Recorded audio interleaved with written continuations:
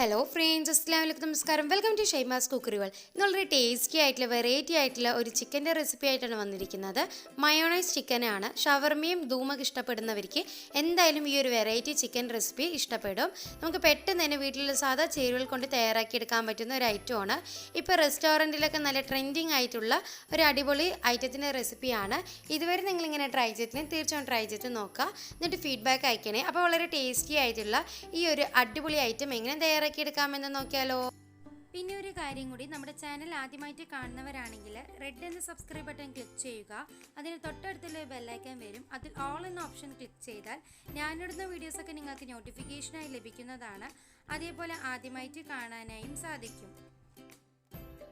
ഇത് റെഡിയാക്കി എടുക്കാൻ വേണ്ടിയിട്ട് ഒരു പാൻ ചൂടാക്കുക. ഇതിലേക്ക് ഞാനിപ്പോൾ ഒരു 3 ടേബിൾ സ്പൂൺ ഓയിൽ ആഡ് ചെയ്ത് കൊടുത്തിട്ടുണ്ട്. ഓയിലൊന്ന് ചൂടായി വന്നാൽ ഇതിലേക്ക് ഇഞ്ചി, വെളുത്തുള്ളി, പച്ചമുളക് പേസ്റ്റ് 2 ടേബിൾ സ്പൂൺ ആഡ് ചെയ്ത് കൊടുക്കുക. എന്നിട്ട് നമുക്ക് ഈ ഒരു എണ്ണയിലിട്ടിട്ട് നന്നായിട്ടൊന്ന് വഴറ്റിയെടുക്കുക. നന്നായിട്ടൊന്ന് വഴന്ന് കിട്ടണം. ഇതേപോലെ നന്നായിട്ടൊന്ന് വഴന്ന് വന്നാൽ ഇതിലേക്ക് ഞാനിപ്പോൾ ഒരു 3 വലിയ സവാള ചെറുതാക്കി അരിഞ്ഞത് ആഡ് ചെയ്ത് കൊടുക്കുക. ഇതേപോലെ ചെറുതാക്കി അരിഞ്ഞത് തന്നെ ആഡ് ചെയ്ത് കൊടുക്കണം. പാകത്തിനുള്ള ഉപ്പും കൂടി ആഡ് ചെയ്ത് കൊടുത്തിട്ട് സവാളയെ നന്നായിട്ടൊന്ന് വഴറ്റിയെടുക്കുക. അപ്പോൾ അതേപോലെ നന്നായിട്ടൊന്ന് വഴന്ന് കിട്ടിയിട്ടുണ്ട്. സവാളൊക്കെ നല്ല രീതിയിൽ തന്നെ വഴന്ന് കിട്ടിയിട്ടുണ്ട്.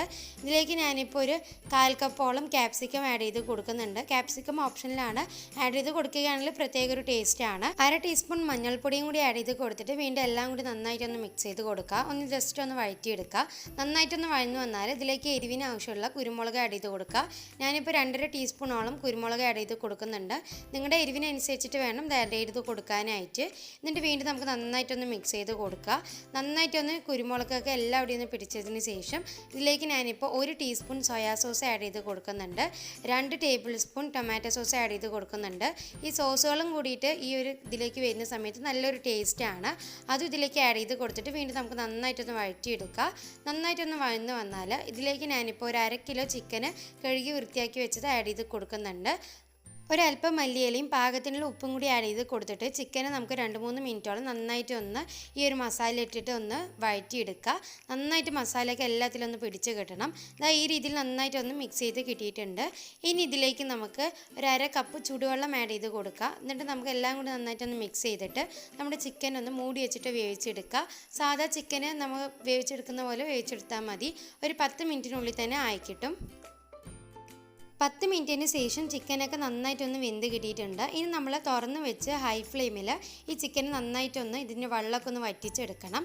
നന്നായിട്ടൊന്ന് വറ്റിയിട്ട് ഗ്രേവി നല്ല തിക്കായിട്ട് കുറുകി കിട്ടണം. ഈ രീതിയിൽ നന്നായിട്ടൊന്ന് വഴറ്റിയെടുത്തിട്ടുണ്ട്. ഇനി നമുക്കിതിൻ്റെ ഫ്ലെയിം ഓഫ് ചെയ്തിട്ട് ചൂടാറാനായി മാറ്റി വയ്ക്കാം. ഇനി ഇതിൻ്റെ മെയിൻ ഇൻഗ്രീഡിയൻ്റ് ആയിട്ടുള്ള മയോണൈസ് എടുത്തിട്ടുണ്ട്.